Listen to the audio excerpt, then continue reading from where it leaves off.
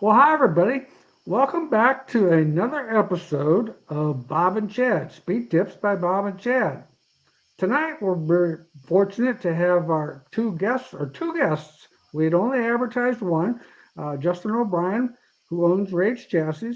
Now we've got Drew Jansen, who's actually a race car driver and crew chief.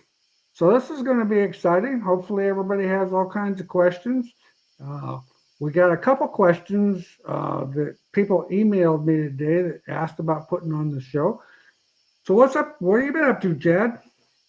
Oh, I've been doing a lot of hunting lately. We got the catalog all done, so that relieves a little pressure, and I get some time in the woods now to clear my brain before we do the winter stuff. So we've started prepping for the dome. That's only a couple weeks away, so we're excited about that. We'll have all our new products there and a bunch of machines, and so we're busy starting to focus on the winter shows. Awesome. How about you, Justin? Busy building race cars? Yep, got a lot of cars to do, a lot of repairs to do, bodies, all that other good stuff, and just check everybody's stuff over from the year. But yeah, same deal. We'll be down at the dome, probably helping Chad again, and it's a busy time down there and a good time. Everybody should come enjoy it. Well, it looks like it's a pretty good time. I've watched it many times. I've never actually been down there yet. Um, Yeah, we'll have there's to nothing see. better. Yeah, the traveling thing. I haven't done as much of it the last year or so as what I used to do. Uh, Ever since that IMC TV and all this stuff came on TV, it's pretty easy for me to sit here in my chair and watch this stuff on TV or Oh, on the tube here. oh yeah, that's for sure. So how about you, Drew? What have you been up to? Just building some cars here lately. Getting our stuff getting some of our cars winterized. Prepping for some upcoming races, winter racing, trying to plan all that out. Uh, yeah, just trying to get kind of recouped from the year. We had a busy year racing, so got a lot of cars to catch up on, get built, and ready to go do some more winter racing. So what are your winter plans? I think tentatively, we're going to try to do for sure Vegas and Arizona as of now.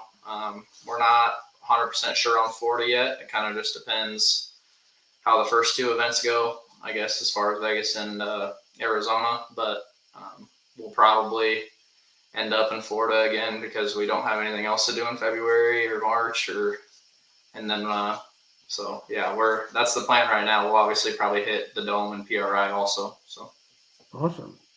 Well, that sounds pretty cool. Um, let's see here. Well, first question that I've got is from Jimmy. He would like to have us tell him about how much angle should be in the right rear spring in front of the housing front to back. Like how much should it be leaned forward?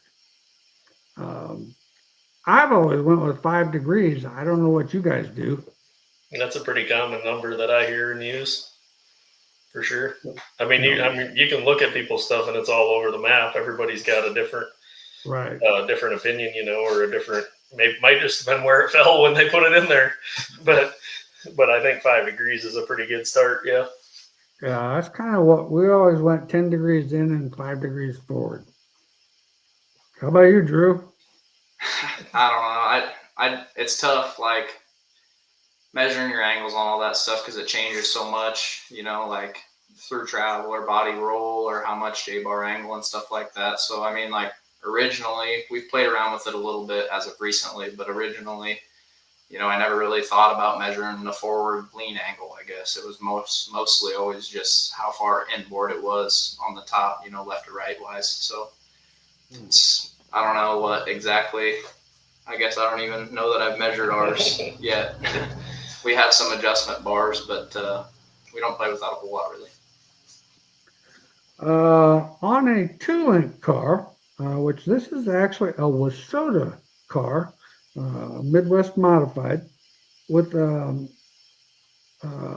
what is the effect due of moving the pull bar or the solid link in front of center on a quick change or behind center with a solid bar? Now, I've not, I've always kind of went pretty much in the center of the rear end. Um, we were going to do some testing with this year and never really did it. But yeah, I don't know if it makes a difference going in front or back like it does on a regular modified. What do you guys think? I would think it probably depends on how much droop you got on your left rear as to what your pinion's rotating. You know, if you call old school stuff that isn't dropped out much on the left rear, I don't know that it's going to matter much because with the solid link, it's just not moving as far. But if you had a mile of left rear drop, the pinion's just naturally going to rotate more, so it might matter a little bit more or be more effective. But yeah, I always start just a little bit ahead, and Okay. I haven't seen. I've had a lot of guys move it around, and one will claim this and one will claim that. And the next guy will contradict what they say. So I don't really know. Okay. Um, okay, questions. Jason, on an IMCA modified, if you were redoing the front end with spindles, would you go to, hang on an IMCA modified, if I were to redo the front suspension with spindles, wow, would you go with? I'm assuming with the Chevrolet. Well, I mean, everybody's kind of much that two-piece spindle now, just because of the inclination is so much better. It doesn't scrub as much in the center of the corner like the 10-degree stuff does. That would be my recommendation. Yeah, I'd agree. They're just so easy, so much easier to work on too, Right. and way more consistent. Kenson, uh, any benefit on running a puck on the left rear chain instead of a solid chain on a B mod? What's your opinion, Chad? Well, anytime you can put a little dampening there is going to be better, I feel, just to not shock the rear end as much. Depending on what class you run, I believe it would be legal if it's, like a Wasota B mod can run that, and the USRA B mod can run that. I'm a big fan of a puck or a foam, not a spring. The springs tend to store too much energy and pull the car down when you let out of the gas and kind of make it instant tight when you let out of the fuel. So I really like the foam stuff. That's been working pretty good for almost all of our open stuff that we've been doing. Awesome. Cool.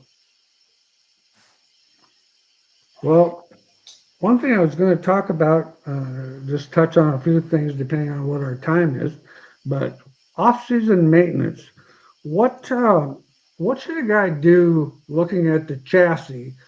Somebody's going over their car now, and what do you tell your customers to look at?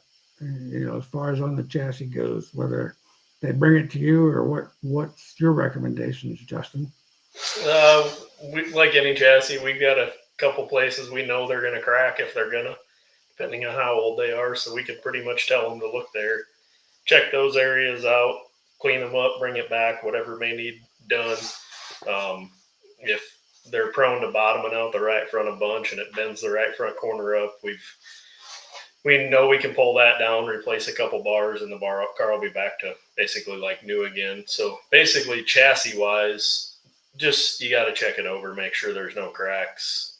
I mean, you got to be consistent to get all the performance you can out. It gets harder every day to compete at a high level. So you got to just be on top of your game when it comes to maintenance side of things, especially the chassis.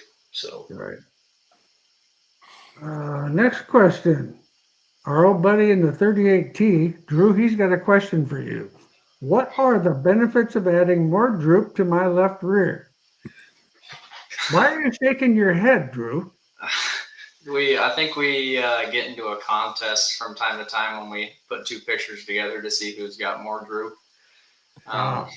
It's kind of been a running joke ever since last year at fall. We went to a fall race, and we each ran a night, and they posted identical pictures, and like you could almost copy and paste the two cars over each other. So anytime one of us is struggling, the answer seems to be add some more droop. I guess the advantage of that would be Arrow. Oh, awesome. Well, that's a good point. Um, then the next thing I got here, like what I had on that chassis was basically, making sure that nothing's bent, just like Justin said. Go back to your preseason maintenance or your preseason measurements. Check for all welds and tubings, crack, cage, center X, motor mounts, panhard bar mount, fuel cell brackets, pull bar mounts, those kind of things. Just check that stuff over pretty good. Um, the 38T thinks he's got cooler pictures. Yeah, we I think we probably did plenty of comparing this year as far as pictures go. I think he has me beat from a Deer Creek race a couple years ago, but Awesome. Um, Suspension, what I've got for things to check in the off season is check over the spindles, the ball joints, control arms, heims, tie rods, center link, pitman arm, idler arm. Check and replace the grease zerks if needed. Inspect all suspension mounts on the rear end. Check suspension cage bearings. Check sliders for any dents, nicks. Sliders should be rebuilt every off season. And check springs for a bow.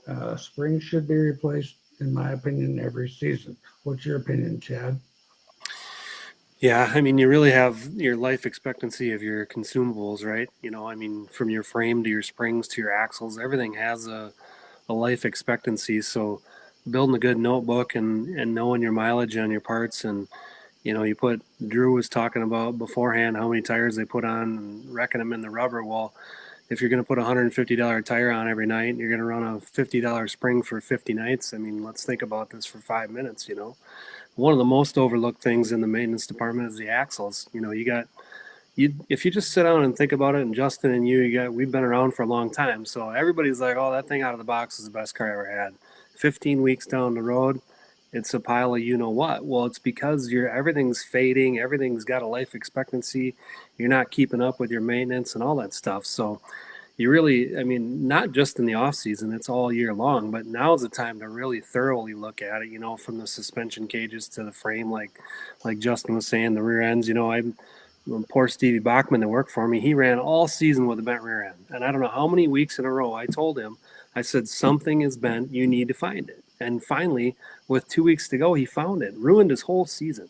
And then at Really? the last race of the year, he was pretty decent, again. But so it's little stuff like that is not only important all year long, but now is the time in the garage. I know it's hunting season and all this winter project stuff and snowmobiling and all the stuff you're doing, but you really need to go over it with a fine-tooth comb. And I think it starts with the frame. You really need to make sure you got that thing dialed, whether you put it on the jig at whatever your chassis builder, and make sure that all your components are ready to go for spring or the winter tour. If like Drew's probably maintenance in that thing to death right now after how many races they've run, and trying to make sure they go to Vegas and they don't suck. You got to have everything right. So Drew can probably talk a little bit about the maintenance program that they do, but their stuff always looks right and ready to go. Yeah. You want to talk about that, Drew? yeah, I think we had a pretty good opportunity this summer. We had a lot of good luck, as far as like races go. We didn't have a lot of tore up stuff, so we were kind of able to just have a process. Me and Ethan, we each had our different jobs that we did and checked everything over. I know a pull bar was a big one. We got kind of lazy on that a couple times, and it was a disadvantage as far as that goes. But a lot of times it was, every few nights was pulling a lower off almost every weekend. If you race 3 nights and you got 3 off days, and you just get in a system of checking your lowers, your shocks, your heims. Heims was a big one for us. We played around with a lot of different heims and found some that worked better or seemed to last longer as far as that goes. And but frame one was a big one for us too, checking over. I mean, we went, we had a lot of rough racetracks early in the year, not so much later in the year, but there was definitely some cracks that we found that we got in a pinch, and so that kind of moved up on our maintenance list higher and higher as the year went on, because you never know who's going to have a welder there, and things like that at the racetrack. So we were gone a lot, so we had to kind of we weren't the best at it, but we had to get more prepared as the year went on. Well, you guys had a great season.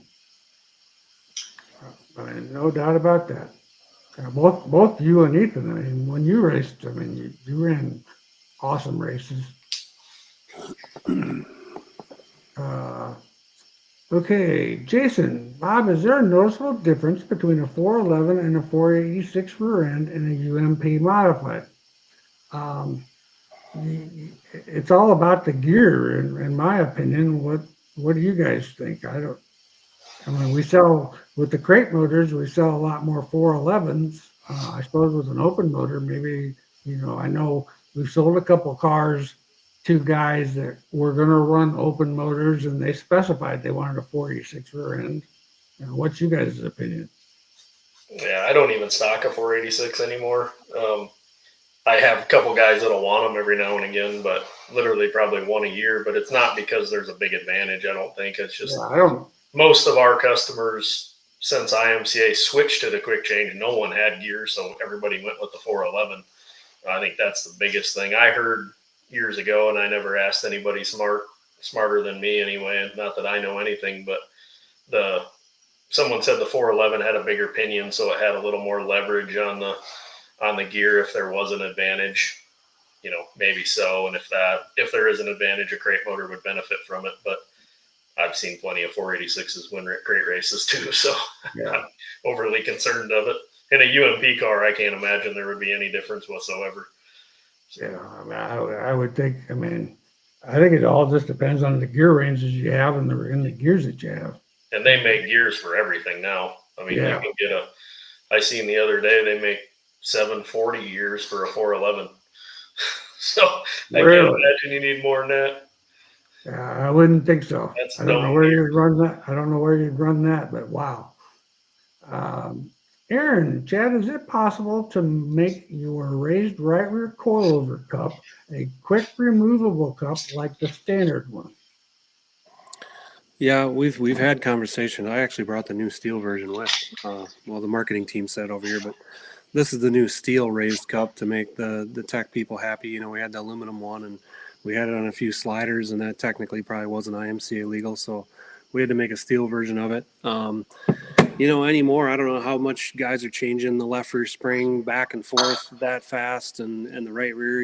It's to have that cup be that much more money, is it worth it or not? I don't know. Maybe Drew, you should enlighten me on that. Is it worth having that quick change cup there or not? I mean, we definitely can do it, but I think it would have its place maybe, but for us, we probably wouldn't get a ton of use out of it. But there was from time to time, like we ran a lot of the year on the same left rear shock spring package until kind of late this fall. So for us, maybe not such a benefit, but I think, I guess if that's something that a certain chassis builder, wants you to be changing from heat to feature, then maybe, but sometimes you're just better off having another slider ready. Yeah, I imagine I don't even know how much that new cup is. I never looked today when I got that email, but I mean, in reality, you probably could almost, just get another slider and be done with it too. So That would be my recommendation, is just have another slider so that the whole thing is set up. yeah. Where are you at on the sliders that had the aluminum nut? Did you have the steel You mean nuts that for it? cool lock collar thing? Yeah, cool lock that collar thing? thing. yeah, all the sliders now are coming with a steel nut, so that problem's gone over with. We had USRA outlaw that too? I don't think so. I mean, unless they were doing it just to follow IMCA, but That wouldn't happen. I haven't talked to them about it. But all the sliders are leaving with a steel jam nut now, just to make sure that everybody's happy, because we can't, you can't sell them to Motor State and know if they're going to go to an IMCA guy or a UMP guy. Right. So we had to, as a manufacturer, we had to just put the legal across the board on there. The aluminum one is still going to be an option if guys wanted to purchase it and swap it out. That's definitely something you can do. But after that whole Super Nationals things, we had all kinds of people calling from all over the country, like, oh, this tech man just told me my right rear coilover kit's illegal, and and all this stuff. And I'm like, man, what a can of worms. IMCA should just put it in their newsletter or whatever, that it's just the slider, locking mechanism, not the right rear coilover kit. So we had a couple tech men that were telling our customers they were illegal, and we had to. I actually went to Dave and told him, and I don't know if he contacted the tech guys or not, but so just to be clear, right rear coilover kit can be aluminum. Left rear slider's always been steel. Um, we were putting the 435 race cup on some sliders. That's why we just made this guy in steel, to make sure we were ready to go there if guys are running short left rears. So yeah, I mean we're always trying to stay on top of the rules and make sure we're not doing anything scandalous. That lock was just easy to make in aluminum. It's a big piece, and now everybody loved the lock. They want me to do it in steel, and I mean, you want to talk about expensive. Yeah. It's just from a manufacturing standpoint, it don't make sense. Yeah, I know when they were doing some inventory things the other day, Bobby said that we needed to get three nuts because we have 3 sliders on the shelf that have the aluminum locker. Okay, RJ, hope you guys are having a great November. Thank you for all your knowledge. I've been running a modified since 2014, and with the help of you guys, this show, along with the parts from both of you and your class, we won our first championship in a modified, and never thought I would ever get to say that. So thank you for everything, and thanks for your knowledge. Knowledge is speed and consistency. Well, way to go, RJ. That's awesome. Awesome. I think that was at Park Jefferson. It was one of the 2 racetracks out there in Sioux City, or one of them. I don't know what that was. I read about that. So congratulations, RJ. You've been working at this a long time. You've been to a couple schools. Of course, we know you got good shocks. So we appreciate it. Jeffrey, anyone know when IMCA will release the new rules? Justin probably would. No, I don't. Maybe I'll get some insight tomorrow if Corey got to talk to Brett Saturday, but I'm guessing not. So it, I think they probably have a pretty good idea what the rules are going to be at this point. But they do as much due diligence as they can with any rewording they need to do, trying to make it correct the first time. They'll never get it right. They won't ever get everything right the first time. They're just like the rest of us, but they try to do what they can do, and I don't foresee a lot of changes in any class. I think I've talked to Brett a few times. I've talked to Dave a few times, and I think they're all just as nervous about the economy as probably all of us are. Sure. So anytime you make a rule change, it costs the racer money, period. It doesn't matter if it's a good rule or a bad rule. It costs the racer money. Right. So the best we can do is just kind of hold course, in my opinion, and racing's been good, and let it keep going. So Yeah. I mean, the only thing that I've heard any rumor on was cutting down the spoiler on the sport mod. yeah, I did hear that too. Now that you say that, and who knows what'll happen. I know I did hear the comment from one of the IMCA guys this summer that it was on the sport mod. They changed the RPM rule last year before or whatever, and thinking that was even things up, and they basically said all that did is the engine builders went to work, got a different cam, made just as much power, and cost the racers more money. So it's just one of them things where where do we start and where do we stop at? I don't know what the answers are either, and I don't want the sport to go anywhere. I'd help all I can if I knew what the answer was. Yeah, no doubt. I completely agree with you there. I mean, it's and I've been around this long enough to know that we won't see nothing until the 1st of December on rules anyway. So yeah, if we're lucky, right before the banquet, which yeah, is maybe right before the banquet. that'll be your best. So let's see. Drew, he says, old Drew Rumley in the house. Another one of your fans, Drew. Yeah, Drew's a good kid. I think he's always swiping up on something on my Snapchat and saying about the same thing. But we spent some time with him in Austin this year at Super Nationals, and they're both really good kids. Awesome. Chris says, just purchased my spot in your stock car class in February. Excited to learn as much as possible as a newcomer. Well, appreciate that. I'm glad you're coming to that stock car class. We pretty much have our speaker lineup set. We're actually still working on one. I'm still working on that. Otherwise, the schools are all pretty well set. In fact, the school dates, the two-link school sport mod, BMOD schools, 17th and 18th. The four-link schools, 31st and 1st of 31st of January and 1st of February. Stock car school is February 21st and 22nd. And the New York, Pennsylvania school is the 14th and 15th out at Close Racing Supply in Eldridge, Pennsylvania. That would be a good place for you to go, Justin, in March. Yeah, Chad and I went out there. What was that? 3 years ago? 3 years ago, Yeah. It's Joel's got an awesome facility out there. Oh, For isn't anybody that that's out sweet? there needs to go. Oh God, that just, I mean, it just makes you drool. Yep. I'm like, oh man, what I would do to have something like that. That's no That's kidding. pretty nice place. Pretty nice place. Joel does a great job. He's one of those guys that's extremely loyal. Pretty old school, stuff. Him and I get along great. I think the world knows of Joel. He does a great job for us, and so I can't complain. And I know he does a great job for you, Justin. I mean, his cars are always going pretty good.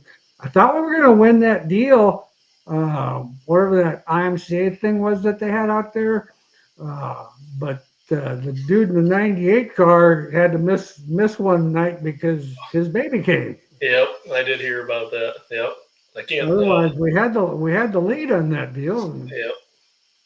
Bummer. Oh well.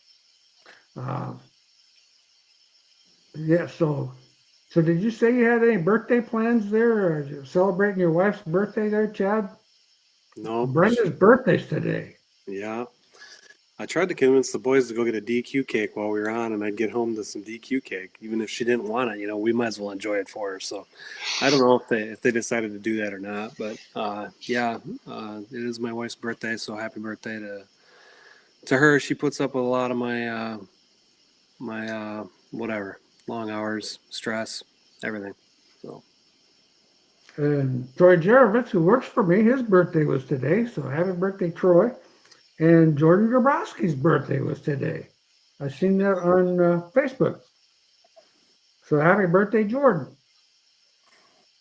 Let's see here. We did Chris. Mr. Taylor, do you recommend zero index or standard bar configuration on the left rear? And where would you run the lower bar on the cage? That would be a question for Drew or Justin. Yep, I'm going to Drew Rumley on this one. I want to know. Yeah, that's what I would do. I don't know. It's such a tough question to answer, and for probably 90% of this year, I would have said zero index. I think it seems safer as far as it's less likely to cam over and stuff like that.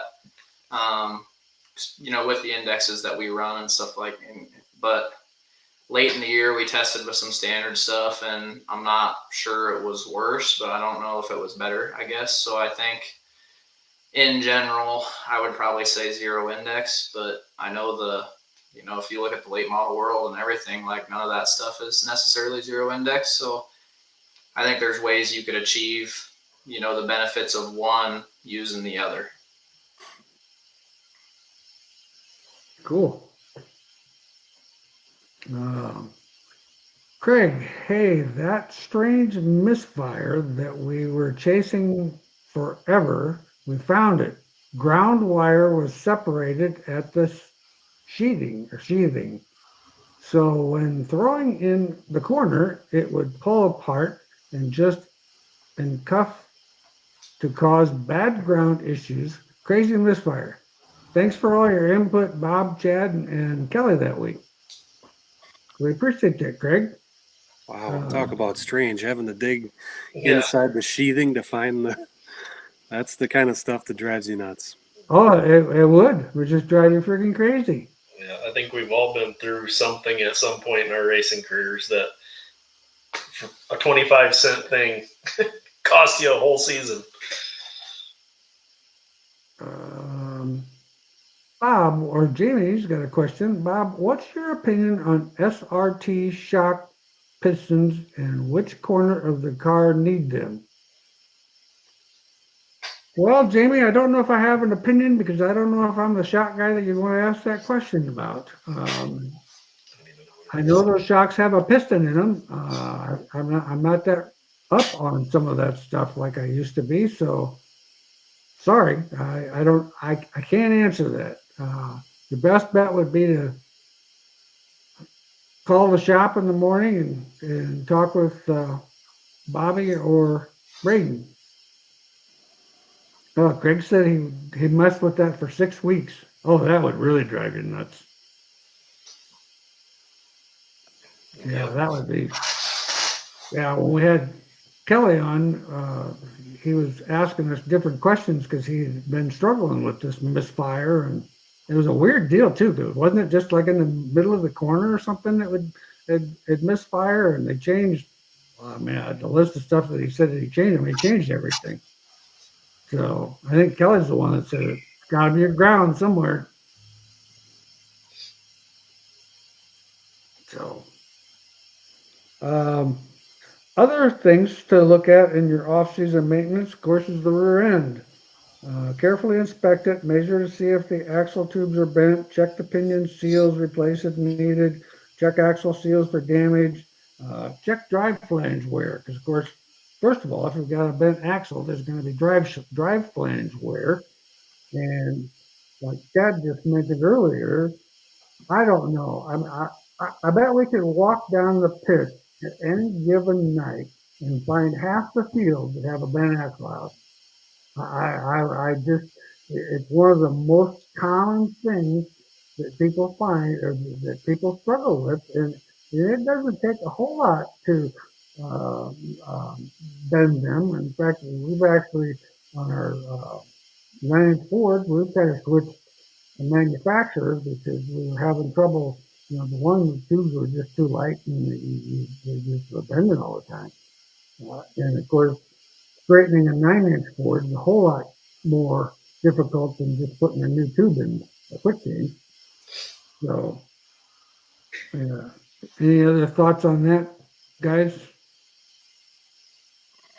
Yeah, like I said, Steve had a bent rear end all year, and I agree. There's more than you can even imagine where stuff gets overlooked, and you're constantly changing stuff. And Justin, I'm sure, has chased it with different customers, and then all of a sudden you actually find the problem, and it's something that should have been checked.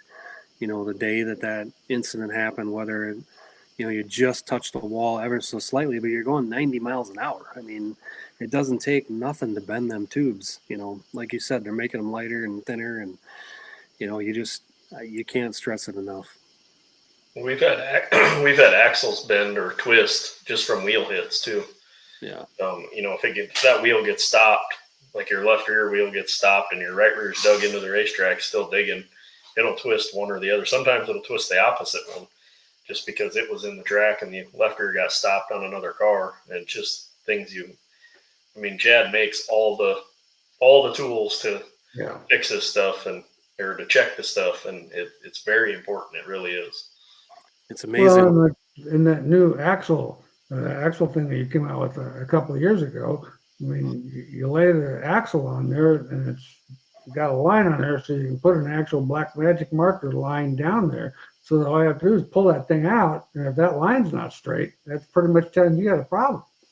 And if it's not straight, it's not too far from being twisted. Yeah, and an axle is a spring. Like, that's your twist, that's your traction device. They tune with them if it's legal. So knowing when that thing is mileaged out is key, because that kills your traction when them axles are junk.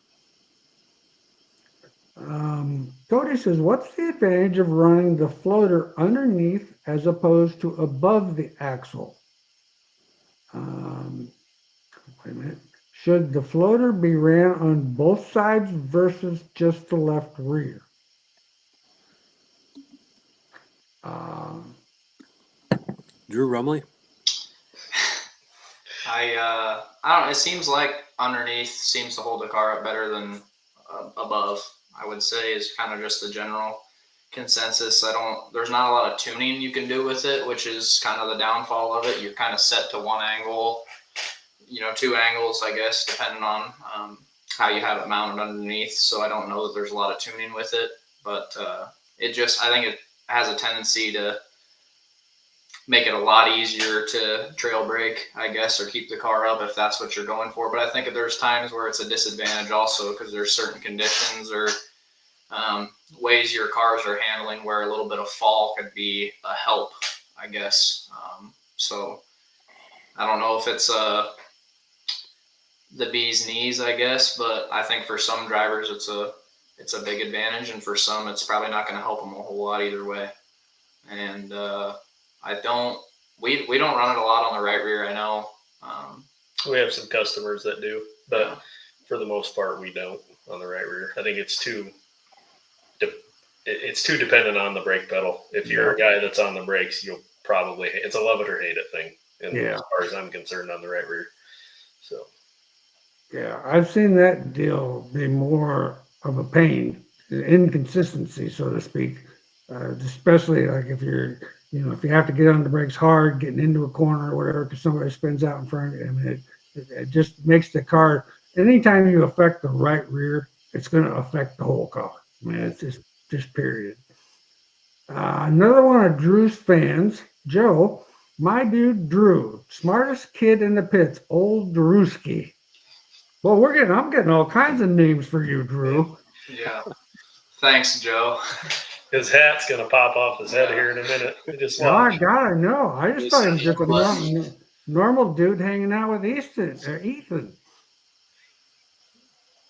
And then he gets behind the wheel and he runs right with Ethan. What was it a Macoka that you guys run side by side for a while? Yeah, I think he cut me a little bit of a break, but that was fun. The first thing I asked when I got out of the car was I hope someone got a picture of it. So then once I found one, I had to make him a cover photo. So that's a good keepsake for the year.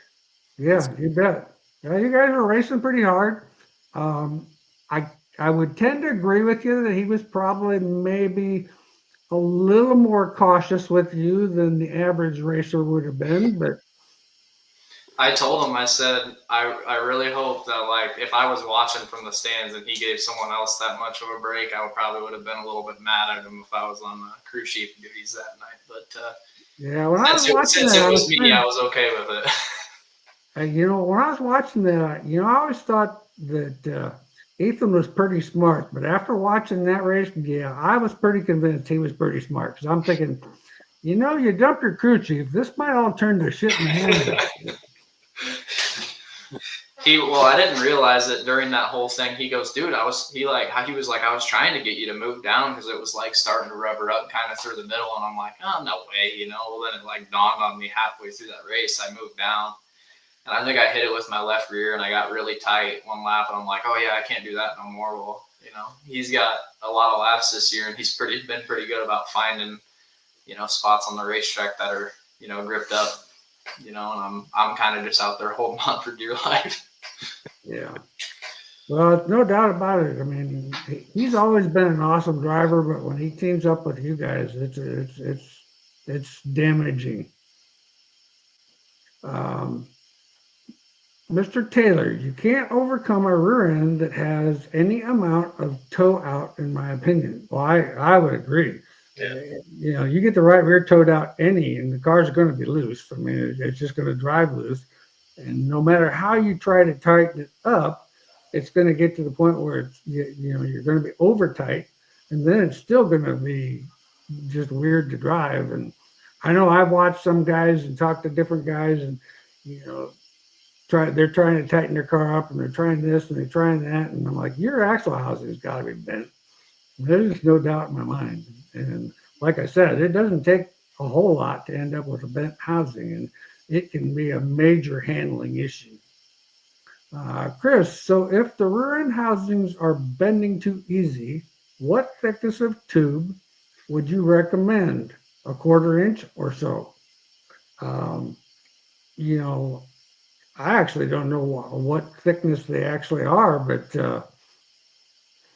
I don't know what the new ones were getting into that. I know they're definitely thicker and they're a little heavier, and of course, until they outlawed it, I mean, everybody was putting that super heavy axle tube in the left rear and all that stuff, which for the most part worked well unless the racetrack had too much character, and then it didn't work so well. But you don't see much of that anymore, do you, Justin? No, we don't. I mean, IMCA stuff, obviously, it's not legal, so we don't even mess with it. And Yeah. I mean, we'll have an occasional guy from other sanctioning bodies that might want something, but we don't get into it much at all. But I mean, I haven't personally seen it, but I've had 3 or 4 customers that swear there's just different rear ends that are better than others. Um, and from the outside, they all look the same. But so I don't know if there's a different tube. I don't do a lot of the 9-inch stuff, just the sport mod stuff right now. But and it's mostly been a stock car issue, I would say, that we've had with the bending. But the sport mod stuff we haven't had as bad, I wouldn't say. But I haven't checked into these different housings yet. It's on my list of things to do to see if it's a tubing thing they're using a different quality of tubing, or if it's a something else going on inside the center section or what. But it's definitely, I think it's like anything else. As much as we try, the quality on some of the things that's available to us as far as raw materials may not be as good as it once was. Yeah. So Chad probably knows way more about them deals than what we do, but I just can't imagine it's getting better. So Yeah, there's no doubt. I mean, and we've had uh, Taylor's she's bent her end a couple times this year. I actually think it was bent at Super Nationals because they ended up straightening it after that, and then she went out west and ran pretty good. Um, Alec, we just fixed his rear end a week ago. His was bent after the Super Nationals, and yeah, it's just a weird deal.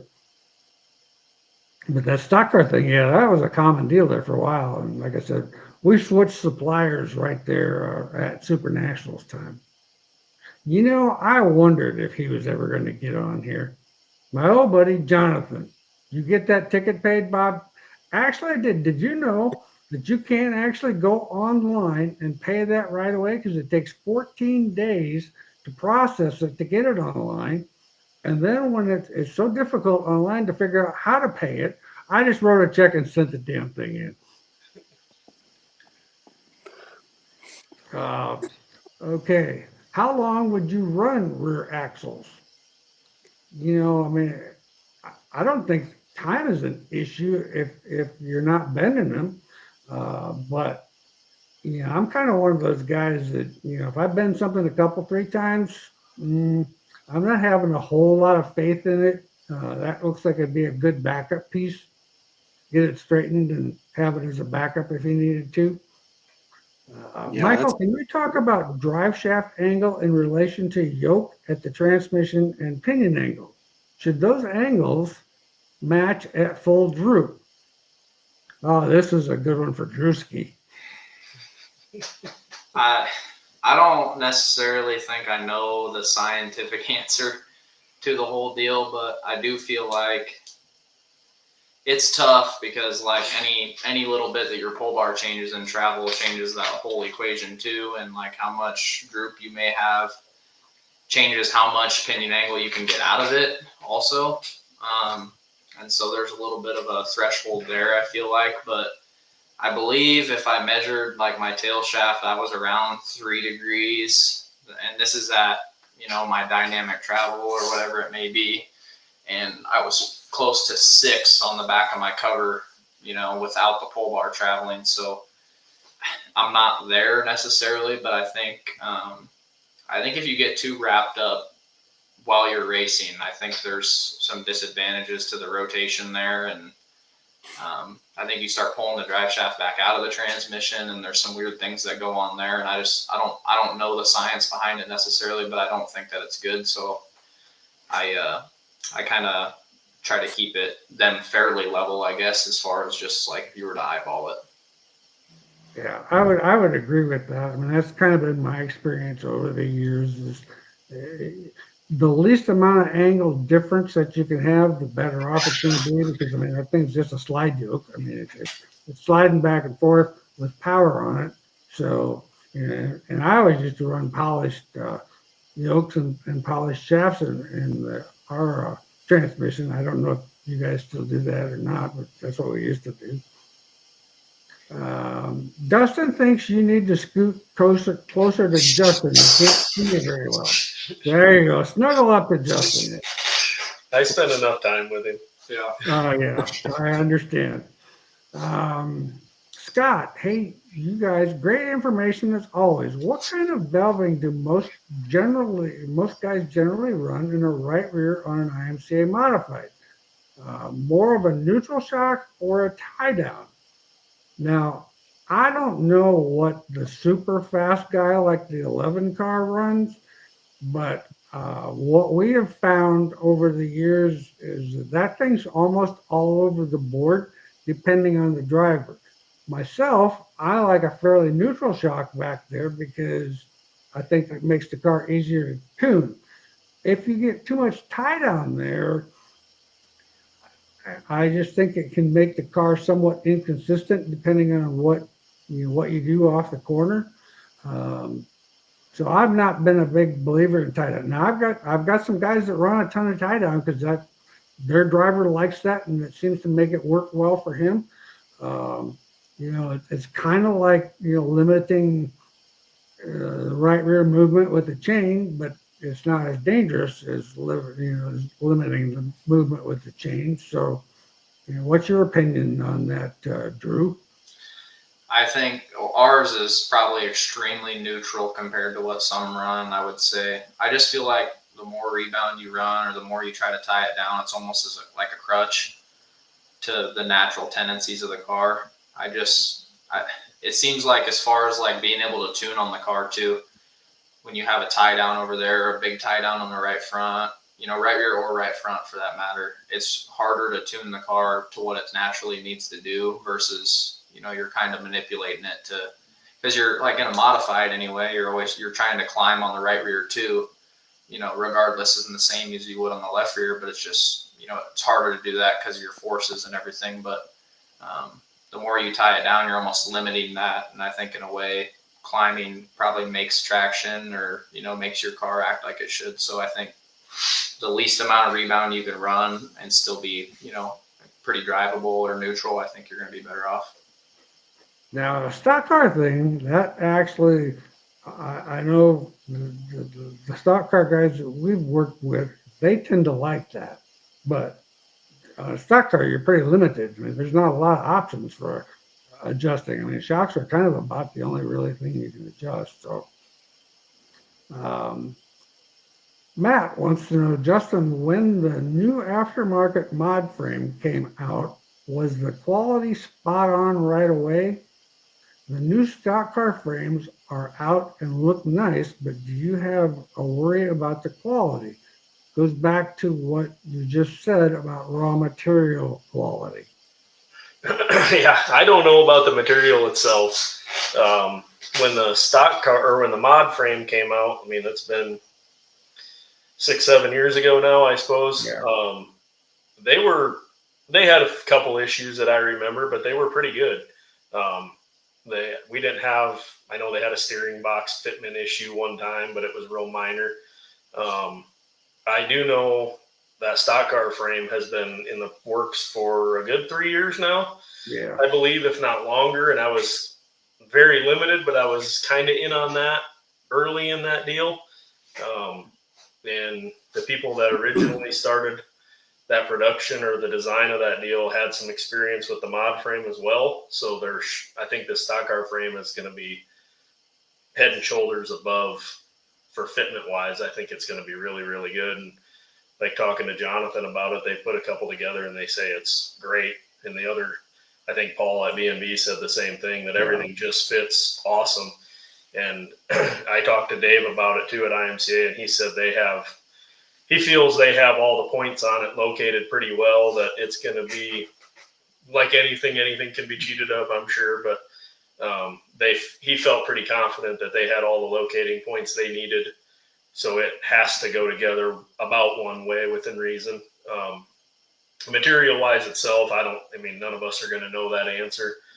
The biggest thing I learned from the AFCO Speedway guys about it was they, in their contract with whoever builds these frames or stamps these frames, is that company has to maintain the dies instead of AFCO or Speedway, so they can reject orders, and it's not on them as far as AFCO and Speedway. So I'm fairly confident that all these frames are going to be really, really nice pieces and maintain a fairly high quality. Well, that's kind of what Paul said. I talked to him last week, and he's dead set on this new frame. As the chassis builder, you know this, Bob. You don't want to mess with these old frames. It's a pain. Like they're ugly to look at. They're a pain to deal with. They're a pain to round up. I mean, we don't even build that many stock cars compared to Paul or Terminator or even what you guys do, Bob. But just trying to find the frames, we got people driving all over. And it's not worth it. Like that's kind of what it was like back in the Chevelle days. Yeah. When, you'd have Johnny the Jet. His dad owned a salvage yard, and he used to scrounge up frames for us, and we had numerous people scrounging up frames for us. And then you get some good ones, and you get some that are freaking rusted out that throw it back in the garbage. It isn't worth anything. Plus, I feel like people, if they're gonna have to spend X amount of dollars on a new stock car these days, like the fact that they're getting a new frame, it looks nice, versus an old, like, pitted out, holes all over, unnecessary holes, and like these stock car builders do a great job of patching some of that up, but it's still an old frame and it still doesn't always look the best. I think the fact that they're getting a new frame probably makes it a little bit more worth their dollar, especially when a lot of people are buying brand new stock cars now and they're not cheap anymore. Well, and I know it raises the cost, but I mean, every day when you wake up, something's going to raise the cost on something. It's just how it is.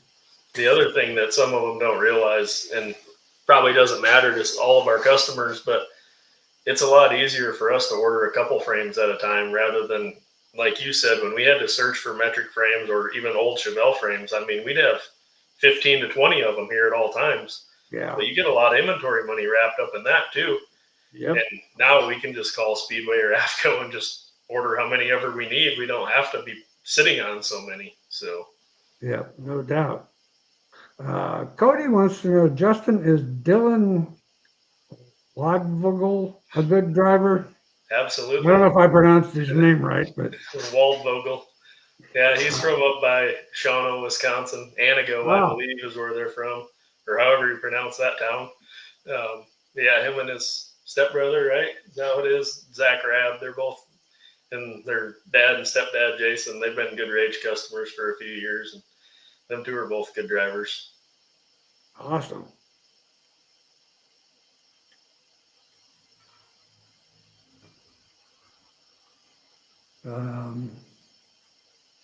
Is there anything, Chad, you want to talk about?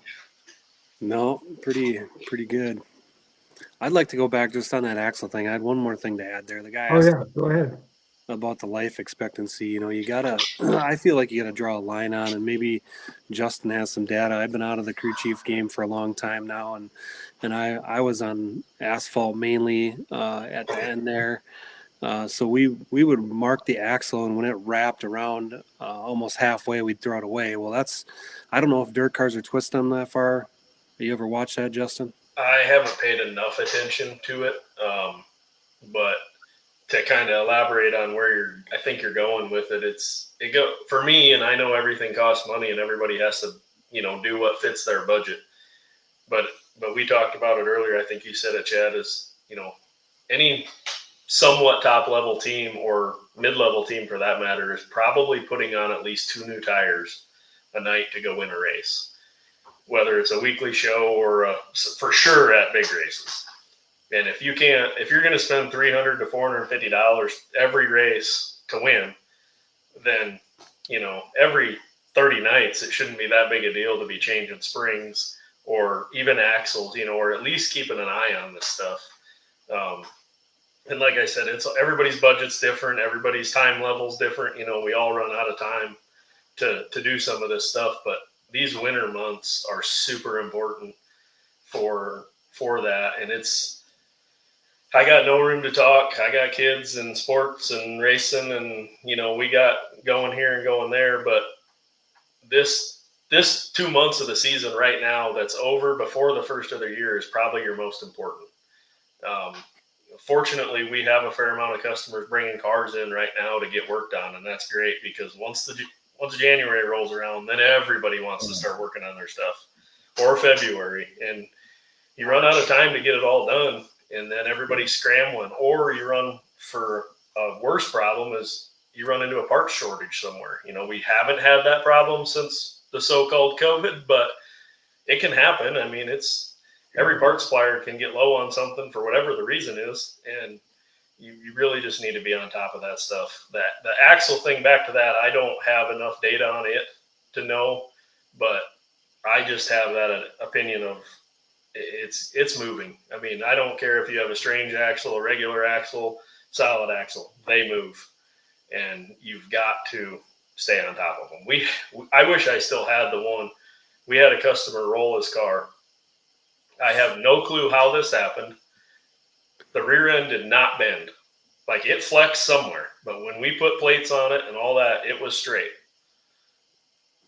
And the axle was bent in an S inside there. And then when he rolled it, that's why it landed on the right rear tire and just spun that axle into an S. And it literally, the offset, we could barely get it out of the tube. Wow. And it was a strange axle and it didn't break. Like, I'll give it that. But if they'll do that, what are they doing on a rough track when you bounce through a hole? And, it's just very important that it's an overlooked thing. I think you touched on that earlier. And they need to be replaced or at least kept track of on what's going on with them. Yeah. I mean, and I agree with you. I mean, time is always a shortage. I mean, I don't really care. It's just me and the dog here, but I still run out of time. I don't know how I run out of time because I don't do nothing, but I still run out of time. And it's just one of those deals where you just got to be disciplined and schedule it.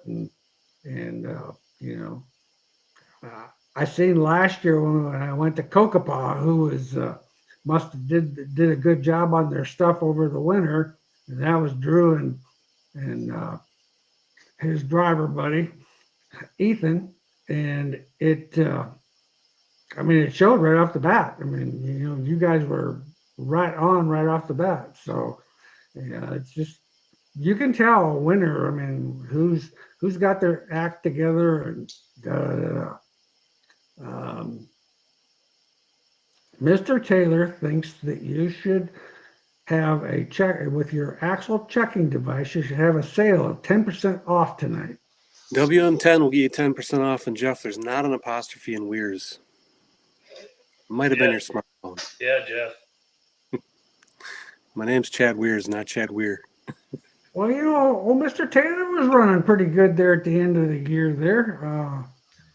I thought he had some bright moments. His car looked good. Jamie says, Chad, can you explain how and where to mark the axle to watch this? So if you go to I'm just trying to see if I got one out here in the showroom or not. I don't see one, but we make an axle checker. It's WM524. If you go to the website and look at it, there's a slot where you can either run a scribe or a Sharpie marker down the axle when it's new. Look, you got a catalog there, and I don't. I mean, I got catalogs. There's not in reach. You got catalogs everywhere, Chad. Yeah. I don't know if you can see it or not.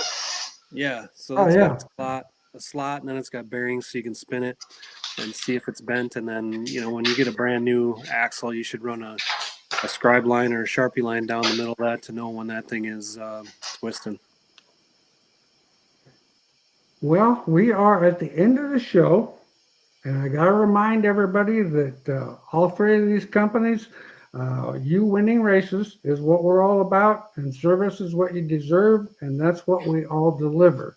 And it's very important to understand when you're making your choices to purchase stuff, be with the people that are going to give you the service, because that price really almost needs to be third on the list, in my opinion.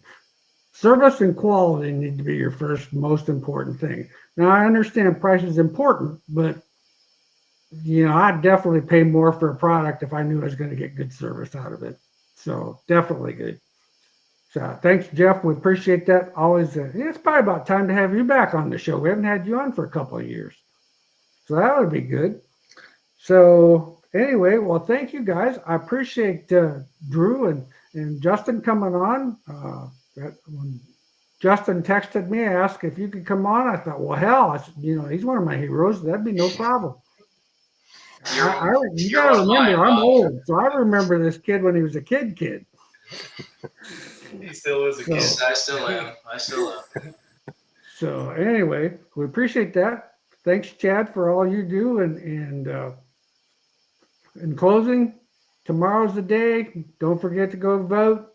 It's very important, a very important election, and your voice needs to be heard. So if you don't vote, don't bitch about it. Amen. So anyway, good night, guys. Thanks again. We appreciate you guys coming on. Thanks, everybody. Thank you.